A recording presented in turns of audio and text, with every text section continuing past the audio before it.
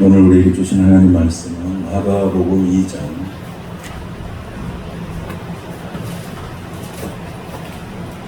13절에서 17절 말씀을 보겠습니다.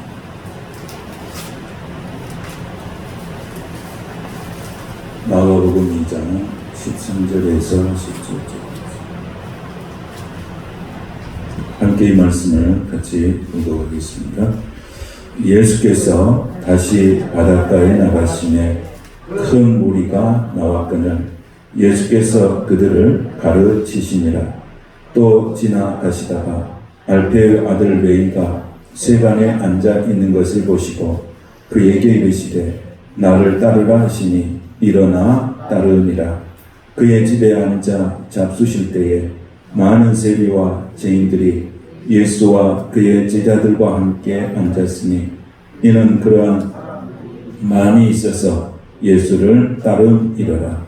바리새인의 서기관들이 예수께서 죄인 및 세리들과 함께 잡수시는 것을 보고 그의 제자들에게 이르되 어찌하여 세리 및 죄인들과 함께 먹는가? 예수께서 들으시고 그들에게 이르시되 건강한 자에게는 의사가 쓸데없고 병든 자에게야 쓸데있느니라. 나는 의인을 부르러 온 것이 아니요 죄인을 부르러 왔노라 하시니라. 아멘. 왜 나는 소망이 있는가? 이런 제목으로 하나님의 말씀 같이 내를 나누겠습니다. 며칠 전에 광주에 큰 대형 사고가 이렇게 일어났습니다. 우리도 많이 놀랐고 또 충격을 많이 받았습니다. 지나고 나면 항상 후회하죠. 큰 대형 사고가 끝난다. 저는 두 가지가 제일 아쉬웠습니다. 한 가지는 버스 정류장만 좀 옮겨놨습니다. 왜 그런 간단한 일들을 하지 않습니까? 버스 정류장만 조금만 옮겨놨어요. 그 다음에 거기 철거하신 분들 네 분이 건물에 이렇게 움직이는 거, 넘어지려고 하는 것을 감지하고 튀어나왔는데 그분들이 거리로 나가서 소리만 쳤더라면 어땠을까? 지나고 보면 참 아쉬운 부분들이 있습니다. 이것이 바로 세상의 본래 모습입니다. 세상의 본래 모습이죠. 재발 방지한다. 똑같은 사고 또 납니다. 우리는 세상에 소망이 있는 게 아닙니다. 세상에 소망이 있다. 그리스도인들이 소망이 있고 교회가 소망이 있는 줄로 믿습니다. 얼마나 안타깝습니다. 그 고등학생 참 열심히 사는 고등학생 아빠하고 마지막 통화가 끝나고 어머니가 남투병 중인데 그 딸하고 아버지하고 가서 아버지는 앞에 앉고 딸은 뒤에 앉아서 사고 났을 때 아버지는 중상을 입고 딸은 목숨을 잃고 버스 안에서 생사가 걸렸는데 어떻게 살아갈까? 저는 그 10대 부모들, 30대 딸을 둔 아버지, 어머니, 그 트라우마, 그 많은 사람들을 생명을 잃고 살아가는 그 가족들 어떻게 살아갈까? 그래서 그 뉴스 보고 아내도 울고 저도 울었어요. TV를 보면서 뉴스를 보면서 충격받았어요. 다른 나라의 이야기인 줄 알았어요. 오늘 세상의 본래의 모습이에요. 오늘 세상엔 소망이 없습니다. 오늘 예수가 소망이고 교회가 소망이고 예배하는 저와 여러분이 소망인 줄로 믿습니다. 오늘 세상에서 여러 가지 환난 속에서 우리가 살아가지만 여기까지 인도하신 하나님, 우리는 다 은혜인 줄로 믿습니다. 예수님께서 이런 은혜 안에 우리를 인도하신 거예요. 오늘도 인도하시고 부르신 것입니다. 어떻게 부르십니까? 항상 부르시는 목적이 어디에 있습니까? 17절을 보면 오늘 말씀의 결론 부분이죠. 17절을 우리 한번 같이 읽겠습니다. 17절 말씀, 예수께서 들으시고 그들에게 이르시되 건강한 자에게는 의사가 쓸데없고 병든 자에게야 쓸데있느니라. 나는 의인을 부르러 온 것이 아니요 죄인을 부르러 왔노라 하시니라. 아멘. 예수님께서 이 땅에 오신 목적을 분명하게 말씀을 하고 있습니다. 병든 자에게는 의사가 필요하지만 건강한 자에게는 필요 없다. 왜 이런 말을 했을까? 예수님하고 가장 친근하게 사는 사람들이 누굽니까? 예수님 주변에 이렇게 떠나지 아니하고 예수님 주변에 있는 사람들 주로 누굽니까? 죄인들입니다. 죄인들은 소망이 없는 사람입니다. 죄인이 무슨 소망이 있습니까? 근데 그 죄인이 예수님과 함께 살 때 그 죄인 속에 소망이 일어나는 줄로 믿습니다. 그 소망이 있었어요. 죄인들은 소망이 없이 사람들에게 질타받고 손가락질 당하고 비난당하고 그랬는데 그 죄인이 예수님과 만나고 예수님과 친밀감을 갖고 예수님의 영역 안에 들어올 때 그 사람은 존귀한 자로 바뀌는 것을 우리가 보게 되어집니다.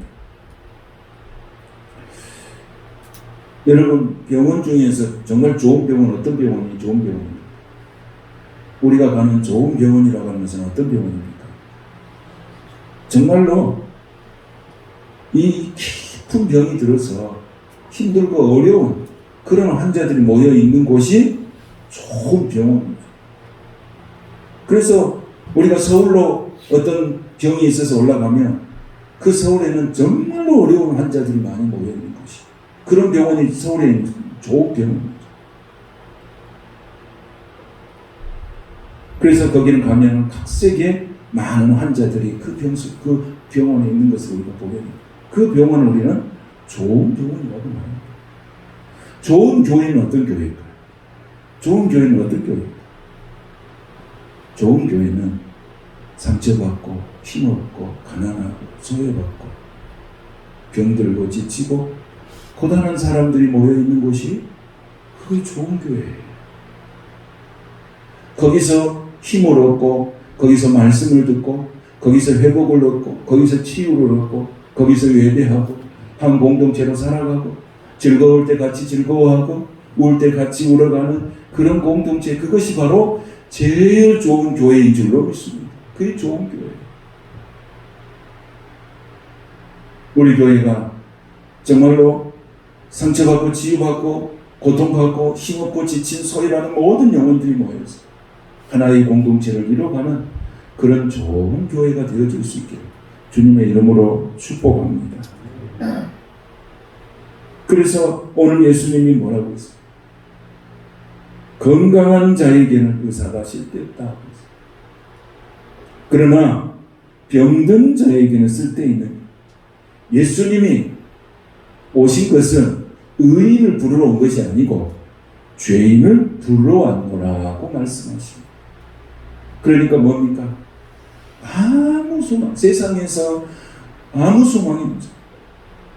천국을 소유하지 못한, 세상에 뭔가를 가졌을지라도 천국을 소유하지 못한 사람, 이런 사람을 위해서 내가 왔다고 예수님께서 그렇게 말씀하고 있습니다. 아까도 대형 사건 이야기했잖아요. 사건 지나고 나면 다 후회하죠. 우리 신앙생활도 우리가 살아다 보면 지나고 보면 후회할 일이 얼마나 많습니다. 그래서 이 코로나 시국을 거치면서 신앙의 양극화가 일어났다고 그렇게 전문가들은 이야기합니다. 이 어려운 때일수록 정말 하나님께 붙들려서 기도하며 말씀과 기도로 무장하는 그런 영적인 부유함을 누리는 사람이 있는가 하면 신앙생활은 이제 남의 일이 돼버리고 육신의 일에 취해서 살아버리는, 그리고 아무런 교회와 신앙에 관심이 없는 세대로 이렇게 구분이 되었다는 거예요. 그래서 이 신앙의 양극화가 앞으로 한국교회에 굉장히 위험 요소가 되고 있다는 것입니다. 여러분이 신앙생활만 그렇습니까? 학교에 가면은 지식의 양극화가 일어나고 있다고. 코로나 시기에도 정말 공부하고 정말 지식을 연마했던 학생들이 있는가 하면 그냥 손 놔버리고 있는 학생들이 있다. 그래서 학교를 공부하다 보면 지식의 양극화가 일어나요. 세상에 나가면 어쩝니까? 직업의 양극화. 엄청난 양극화 때문에 많은 고통당하고 있는 것입니다.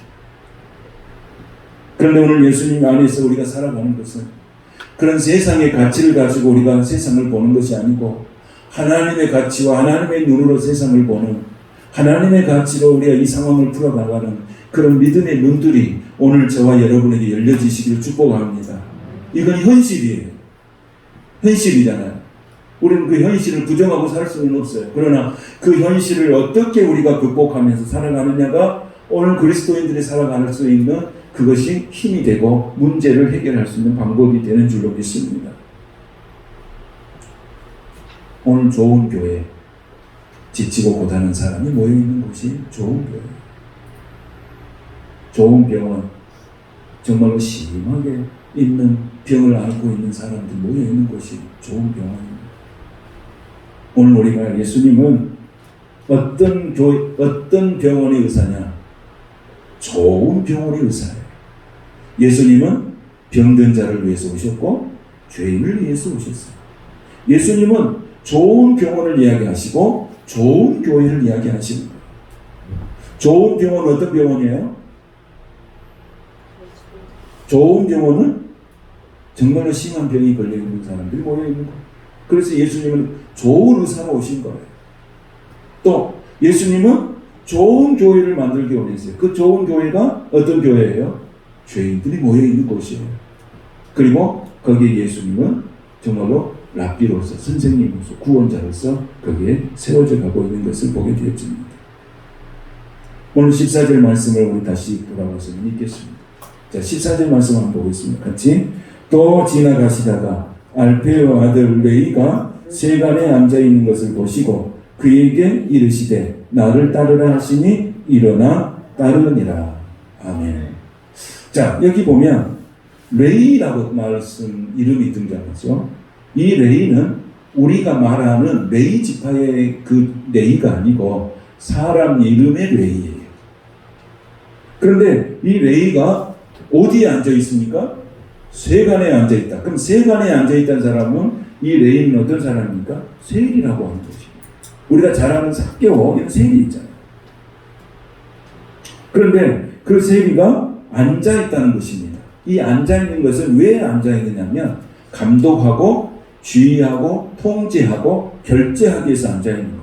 그러니까 그 정도의 수준으로 감독하고 지휘, 통제, 결제하려고 앉아 있는 그 레이의 위치를 보면 상당히 높은 위치에 있는 사람이죠. 도장 찍을 수 있는 그런 위치입니다. 근데 그 사람을 누가 보신 거예요? 그렇게 하는 사람을 누가 보신 거예요? 예수님이 보시는 거예요.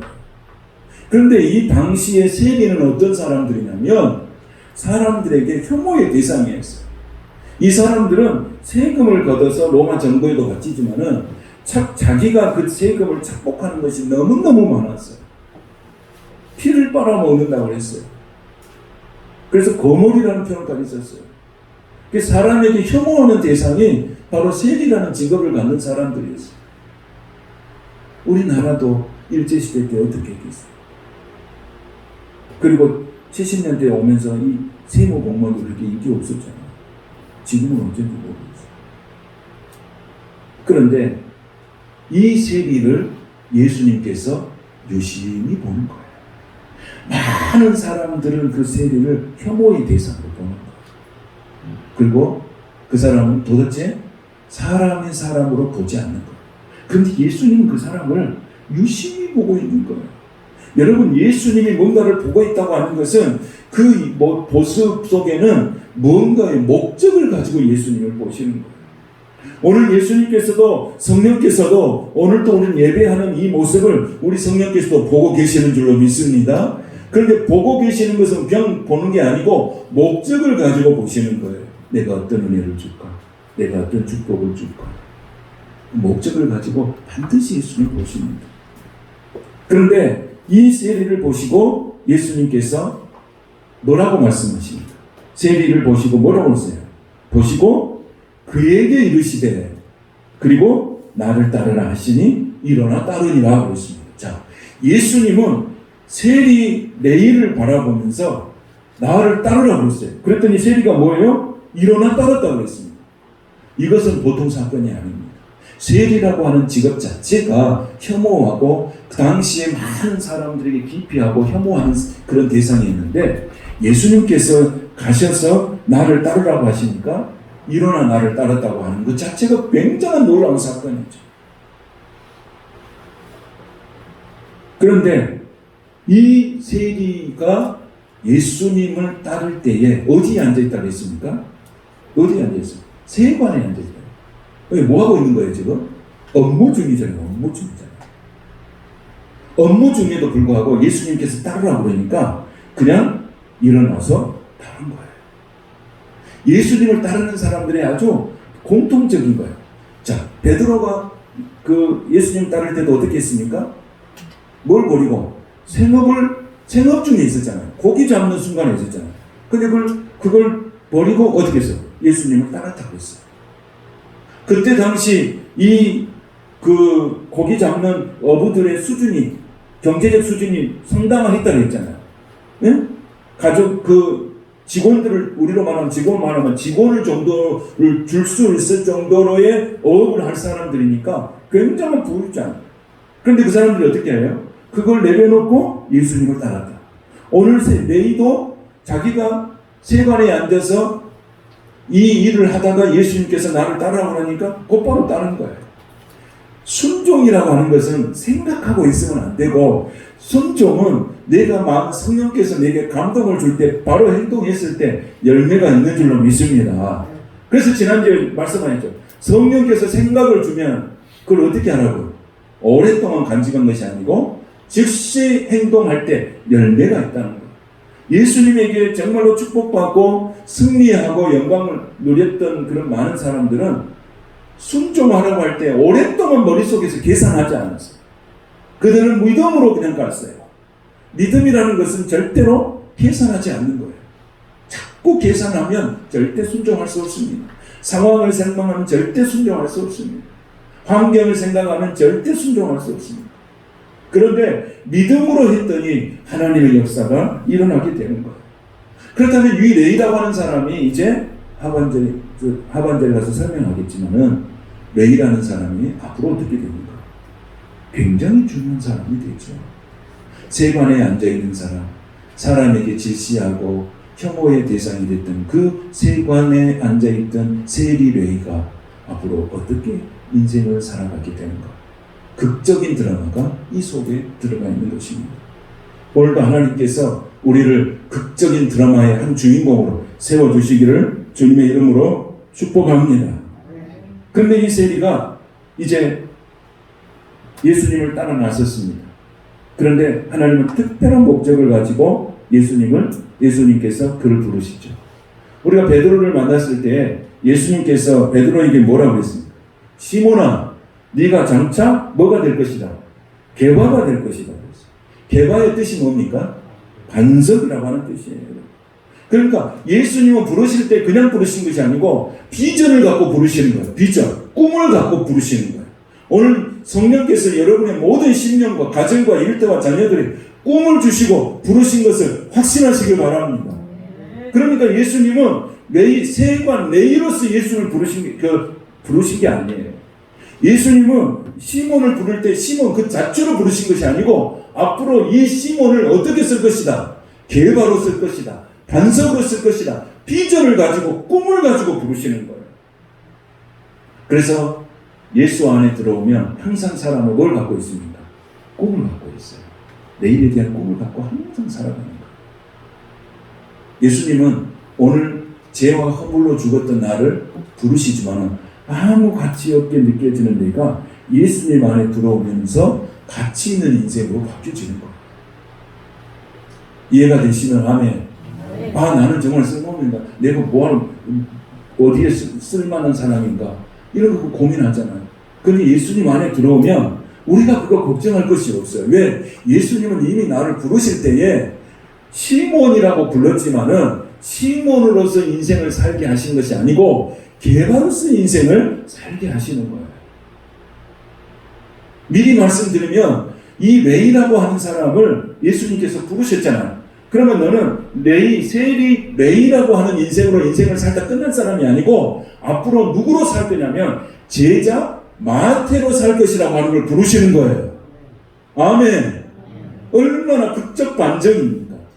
그러니까 레이가 세관에 앉아있는 걸 보셨지만은 너는 레이로서의 인생을 살 사람이 아니고 누구의 인생을 살 사람이야. 앞으로 제자 마태의 인생으로 살 인생이라고 하는 것을 가르쳐 주시는 거예요. 마태라는 뜻은 하나님의 선물이라고 하는 뜻이에요. 여러분, 예수님, 하나님께서 야곱을 부르실 때 너는 야곱의 인생으로 사는 것이 아니에요. 야곱을 부르실 때에 너를 야곱으로 인생을 사는 게 아니고 무엇으로 살기 위해서 부르신 것입니까? 이스라엘로 살기 위해서. 아멘. 우리에게는 하나님의 극적 인생의 반전이 있는 것이에요. 그러니까 여러분, 우리가 자기 처지나 환경을 보면서 절대 절망하지 마세요. 나를 이 모습으로 부르신 것은 내 지금 이 처지로 부르신 것이 아니고 나를 게바로 부르시고 마태로 부르시는 이스라엘로 부르시는 하나님의 오묘하신 뜻을 여러분들이 아멘으로 받아들이게 되시기를 축복합니다. 그래서 오늘 예수님의 극적 반전, 우리가 예수 믿는 게 바로 이거 아니에요. 이 모습 이대로 살아갔지만 하나님은 이 모습 이대 속에서 이대한 보배를 말씀하시는 거예요. 네 속에 레이야, 네 속에는 마태가 들어있어. 시몬아, 네 속에는 게바 반석이 들어있어. 야곱아, 네 속에는 이스라엘이 들어있어. 오늘 저와 여러분께 이 축복을 우리에게 주시는 것을 믿습니다. 그래서 성령이 임재하면 청년들이 꿈을 꾸잖아요. 젊은이들이 환상을 보고 늙은이가 꿈을 꾸고 이상을 보고, 이것은 세상에 어떤 곳에도 있는 것이 아니고 오직 그리스도 안에만 있는 거예요. 오늘 사랑하는 자녀 여러분들이 나의 모습, 나의 환경, 나의 처지를 보지 말고 나를 부르신 하나님의 비전을 보긴 눈이 열리시기를 축복합니다. 그리고 우리 부모님들이 그런 비전을 갖고 자녀들을 위해서 기도할 수 있게 되시기를 축복합니다. 14절을 우리 한번 다시 읽겠습니다. 또 지나가시다가 알페의 아들 레이가 세간에 앉아있는 것을 보시고 그에게 이르시되 나를 따르라 하시니 일어나 따르니라. 이게 중요해요, 여러분. 일어나 뭐 했다고요? 따르나. 일어나 생각했다. 일어나 잠깐만요. 일어나 좀만 이게 아니고 일어나 따릅니다. 순종은 어떻게 한다고요? 즉각적으로. 이랬을 때 하나님의 열매가 있습니다. 순종이 제사보다 낫다. 그래서 나온 말씀이죠. 그래서 오늘 진리신 예수님, 생명이신 예수님, 그분만 만나고 그분만 따라가면 영생을 경험할 줄로 믿습니다. 그분이 진리십니다. 그분이 생명이십니다. 그분이 구원이십니다. 그분이 소망이십니다. 그분이 말씀하십니다. 우리는 믿고 따라가면 열매가 있고 풍성한 축복을 누리게 될 줄로 믿습니다. 신앙생활은 딱 두 가지예요. 하나는 뭐냐면 성령 안에서 예수님을 만나는 거예요. 그리고 그 만남을 통해서 예수님을 따라가는 거예요. 이 따라간다는 말은 다른 뜻이 아니고 순종한다는 말이에요. 순종한다. 내가 예수 믿고 순종하며 사는 거예요. 그러니까 여러분, 신명기의 말씀을 보면 모세가 말씀에 순종에 실패했잖아요. 모세는 실패했어요. 그러니까 모세가 왜 실패했냐면 반석에서 물을 내라고 했을 때 하나님께서 뭐라고 했냐면 그냥 말만 하라고 했어요. 명령을 하라고 했어요. 그랬더니 모세가 그 많은 백성들을 데리고 다니면서 열이 받아있어요. 혈기가 나 있어요. 마음이 막 굳어 있어. 그러니까 반석을 어떻게 했냐면 그냥 쳐버렸어요. 지팡이로. 여러분, 어떤 일이 있어도 혈기 부리지 마시기를 축복합니다. 잘 참아내야 돼. 그래야 구원이 있으면 잘. 아무리 많이 쌓아 올려도 한 번 혈기 부려보면 다 무너져 버려요. 나는 그런 걸 얼마나 많이 본지 몰라요. 혈기가 진짜 무섭습니다. 그러니까 내가 오늘까지 잘해도 이후에 가서 혈기 부려보면 끝나버려요. 모세가 그랬잖아요. 반석을 쳤잖아요. 혈기를 부렸잖아요. 그러니까 예수님, 하나님께서 거기서 뭐 했어요? 물은 나오게 했어요. 물은 나와서 백성들을 먹게 했지만은 모세가 어떻게 했어요? 가나안 땅에 들어간 곳은 못 가게 했어요. 네가 반석을 쳐서 물은 냈다. 그러나 물은 내가 줄 수 있지만은 가나안 땅에 못 들어가요. 그래서 모세가 말씀에 순종하는 것에 실패했잖아요. 그러니까 신명기 말씀은 모세의 설교예요. 모세가 피 맺힌 절규하는 설교가 신명기예요. 거기서 뭐라 그럽니까? 말씀에 순종해라. 그러면 내가 복을 받고, 말씀에 순종하지 않고 불순종하면 네가 저주를 받는다.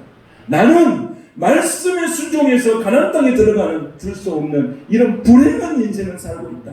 제발 이스라엘 백성들이여, 당신들은 절대로 가나안 땅에 들어가서 말씀에 불순종해서 실패하는 사람이 되지 마시오 하고 피를 토하는 심정으로 말씀하는 게 바로 신명기의 말씀이에요. 그래서 우리가 유명한 신명기 28장, 그걸 축복이잖아요. 그 다음에 저주의 장면입니다. 모세가 순종에 실패했어. 그런데 하나님은 그 말씀의 순종에 실패한 그 한 가지 사건으로 적과 꿀이는 가나안 땅에 들어가는 축복을 뺏어버렸어요. 그때 모세가 뭐 했어요? 모세가 눈을 흘리지 않았다고 했어요. 사랑하는 성도 여러분, 오늘 우리는 순종은 어떻게 하는 거예요? 즉각적으로 하는 것입니다. 하나님의 말씀. 모든 게 삶의 기준이 하나님의 말씀입니다. 모세는 한 번 실패한 것이 평생의 가슴에 앓고 살았어요. 오늘 여러분들 순종의 승리자가 되시기를 축복합니다. 순종의 승리자가 되어서 여러분의 자자손손 복을 받는 그런 귀한 하나님의 가정들이 될 수 있기를 축복합니다. 오늘 레위가 거기에 특별하잖아요. 레위는 어떤 사람이 됐어요? 세관이라고 했어요. 그 사람은 예수님께 순종할 만한 아무것도 갖고 있지 않은 사람이 아니에요. 그런데도 불구하고 예수님이 가가지고 나를 따르라. 그러니까 어떻게 했어요? 일어나. 예. 잠깐. 그 사람이 그냥 놀고 있다가 예수님 만난 거 아니잖아요. 높은 지위에, 세상적으로 보면 높은 지위에, 돈도 많이 벌 수 있는 자리에. 그러나 부정한 방법으로 세상을 살았던 것에 대한 회개가 좀 많아요. 오늘 사랑하는 믿음의 성도 여러분, 신앙생활은 예수님을 만나고 그 예수님께 순종합니다. 우리는 하나님이 주신 하늘로부터 내리는 복을 받고 살아가는 사람들입니다. 이 복을 누리시기를 축복합니다. 세상의 복은 언제 없어질지 몰라요. 하나님이 주신 축복은 영원한 거예요. 하나님의 축복. 그런데 이것은 믿고 순종할 때 주시는 복이에요. 그래서 우리가 시편 127편에 뭐라고 합니까? 하나님께서 뭐 하시 아니하면 세우지 아니하면, 집을 세우지 아니하시면 세우는 자의 수고가 헛되다고 했어요. 네가 먹고 마시는 것이 헛되다고 했어요. 이게 누가 주신 축복만 진짜예요. 하나님이 주신 축복만 진짜. 우리는 그 축복을 받아야 합니다. 그 축복이 여러분의 삶과 가정과 일터와 자녀들 가운데 임하게 되시기를 축복합니다. 그래서 우리는 예수님을 만나야 돼요. 예수님을 바라봐야 돼요. 예수님을 따라가야 돼요. 예수님이 주인이십니다. 그래서 그 예수님은 나 같은 자들을 위해서 십자가에 죽으신 거예요. 구원이라고 하는 것은 여러분 공짜가 아니에요. 우리는 공짜라고 그랬죠. 나의 관점에서 구원은 공짜예요. 그러나 하나님의 관점에서 구원은 뭐예요? 독생자 아들, 자신의 아들을 십자가에 죽으면서 이루신 거예요, 구원이에요. 그러니까 하나님의 관점에서는 아들을 죽이셨어요. 그럼 나의 관점에서는 그것은 그냥 공짜로 얻어준 것이죠. 그래서 은혜죠. 하나님의 관점에서는 자식이 죽었어요. 누구를 구원하시려고? 나를 구원하시려고. 하나님 독생자 예수 그리스도가 십자가에 죽은 아픔이 있어요. 이러면서 구원을 이루신 거예요, 여러분. 구원은 그래서 하나님의 관점에서 보면은 공짜가 아니고 은혜가 아니고 이건 뭐예요? 이건 자기 아들을 죽인 거예요. 그러나 나의 관점에서는 뭐예요? 그것이 공짜로 온 거예요. 하나님은 그 구원을 우리에게 공짜로. 그래서 우리는 그 구원을 값없이 사용하시면 안 돼요. 하나님의 아들을 죽이면서 나를 살리신 것이 바로 구원인데 그 구원을 쉽게 쓰면 안 돼요. 값없이 쓰면 안 돼요. 그래서 구원은 하나님의 은혜인 거예요. 이걸 이루시기 위해서 예수님이 오셨고 오늘도 우리는 세상 속에 살면서 잃어버리지 말고 구원의 가치를 깨달아서 믿음으로 그 구원을 더 복되게 하고 그 구원의 감격과 기쁨으로 살아가시는 여러분 되시기를 축복합니다. 그 구원이 얼마나 귀한 것인지, 얼마나 귀한. 이건 세상의 그 어떤 것과도 비교할 수 없고 바꿀 수 없는 것이 바로 나의 구원인 줄로 믿습니다. 그 구원을 잃어버리면 안 됩니다. 그 구원을 소홀히 해서는 안 됩니다. 그 구원을 날마다 깊이 생각하고 해야 돼요. 그래, 나 같은 사람을 위해서 허물과 죄로 죽을 수밖에 없는 나 같은 사람을 위해서 하나님의 아들 예수님께서 십자가에 죽으심으로 나를 구원하셨다니 이 기쁘신 은혜를 우리는 날마다 찬양하며 감사하며 살아가며 우리 영혼들이 될 수 있기를 축복합니다. 오늘 15절을 보십시오. 15절을 보면 자 15절을 같이 읽겠습니다. 시작. 그의 집에 앉아 잡수실 때에 많은 세리와 죄인들이 예수와 그의 제자들과 함께 앉았으니 이는 그러한 사람들이 많이 있어서 예수를 따릅니다. 아멘. 오늘 뭐하고 있습니까? 세리가 뭐하고 있습니까? 세리 레위가 뭐하고 있습니까? 그의 집에 앉아 잡수실 때 뭐하고 있냐면 잔치를 베풀고 있는 거예요. 예수님을 만난 그 기쁨과 감격으로 뭐하고 있는가요? 잔치 베풀고 있어요. 그런데 예수님을 만난 이 레위는 세상의 그 어떤 가치보다도 오늘 예수님 만난 가치를 최고의 수준으로 두는 거예요. 그리고 예수님을 모시고 그의 많은 사람들이 모여서 그 잔치에 참여하는 거예요. 영적인 가치. 제가요, 아직도 안 잃어요. 옛날에 설교 시간 들고 있어요.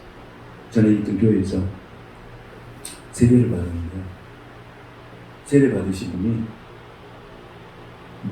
목사님들, 부목사님들, 담임 목사님, 그때 있는 부목사님들 7명, 담임 목사 8분, 자기 집으로 초청을 했어요. 그런데 자기 집으로 초청했는데 뭐 때문에 초청한지 아십니까? 세례 받은 기쁨으로 초청한 거예요. 월산동에 사는 그 주택으로 다 초청했어요. 그러면 그 초청해서 음식을 그냥 진수성찬 차려놓고 있는 게 아니에요. 밥 한 그릇에다 김치에다 딱 가난한 집사님이죠. 그런데 목사님들 7분, 나는 그래서 용기가 대단하다 했어요. 목사님, 담임 목사님까지 모셔가지고 예배 드리고, 예배를 드리는 의미가 뭐냐. 내가 세례받은 기쁨을 내가 하나님 앞에 기쁨을 드립니다. 그리고 나는 주의 종들을 대접하고 싶습니다. 그래서 제가요, 지금 몇 년이 지났는데도 아니죠. 제가 많은 사람에게 접대도 받고 이렇게 했지만은 그런 사람을 안 잊어버려요. 왜 안 잊어버려요? 그분은 영적인 가치를 최고로 생각하고 주의 종 대접합니다. 안 잊어버려요. 오늘 레위가 그런 마음을 가지고 예수님을 초청해서 대접을 하고 잔치를 벌입니다. 그럼 누가복음 5장 29절에 보면 같은 사건이 기록되어 있는데 뭐라고 기록되어 있냐면 큰 잔치를 열었다고 했어요. 세리가 예수님 만나는 기쁨으로 큰 잔치를 벌였다고 했어요. 뭐라고 써있냐면 레위가 예수를 위하여 자기 집에서 큰 잔치를 벌였다고 했어요. 여러분, 우리가 다른 걸로 갖고는 잔치할 수 있습니다. 영적인 가치, 내가 전도한 사람이 예수를 믿었다. 내가 어떤 영혼을 전도했다. 그럼 뭐 해야 되겠어요, 우리? 여러분 가정에서 그분을 초청해서 뭐 해야 되겠어요? 잔치를 벌려야 돼요. 아멘. 생각이 좀 바뀌어야 됩니다. 생각. 누가 예수를 믿다가 실족했는데 다시 예수를 믿게 되었다. 잔치를 벌여야 돼요. 누가 세례를 받았다. 잔치를 벌여야 됩니다. 영적인 가치에 우리가 삶의 우선순위를 두고 사시기를 여러분 축복합니다. 우리는 세상에 어떤 일을 당할 때 잔치를 배설을 하지만은 세례 받았다고 잔치한 사람 보셨습니까? 전도했으니 너무 좋아서 잔치한 사람 봤습니다. 생각이 바뀌어요. 오늘 A가 큰 생각을 우리에게 주는 거예요.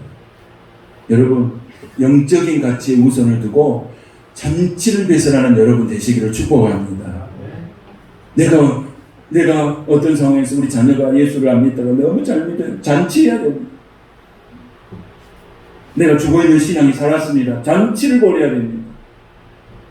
내가 말씀이 들려지지 않는데 말씀이 들려집니다. 잔치를 벌여야 돼요. 오늘 A가 그랬어요.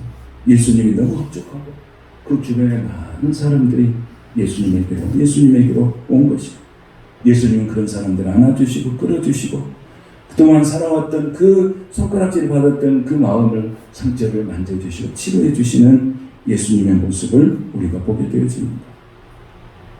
여기서 예수님께서 레이를 부르신 목적이 분명해졌죠. 세관 레이, 세리 레이를 예수님은 누구로 만드신 거예요? 제자 마태로 만드신 거예요. 이게 반전이라는 거예요. 마태의 뜻이 뭐라고 했습니까? 마태의 뜻? 하나님의 선물. 오늘 여러분들이 하나님의 선물이 되시길 바랍니다. 하나님의 선물이 되시길 축복합니다. 여러분의 가정이, 하나님의 자녀들이, 또 여러분의 성도들이 다 하나님의 선물이 되시기를 축복합니다. 하나님은 오늘 기뻐하실 것입니다. 여러분이 예배하는 모습을 하나님이 기뻐하실 것입니다. 인생의 반전이라는 것은 예수님을 만났을 때 일어나는 것입니다. 예수님을 만났을 때 인생의 극적 반전이 일어나는 것입니다. 오늘도 전심으로 예수님을 믿으십시오. 정말 예수 잘 믿으시죠.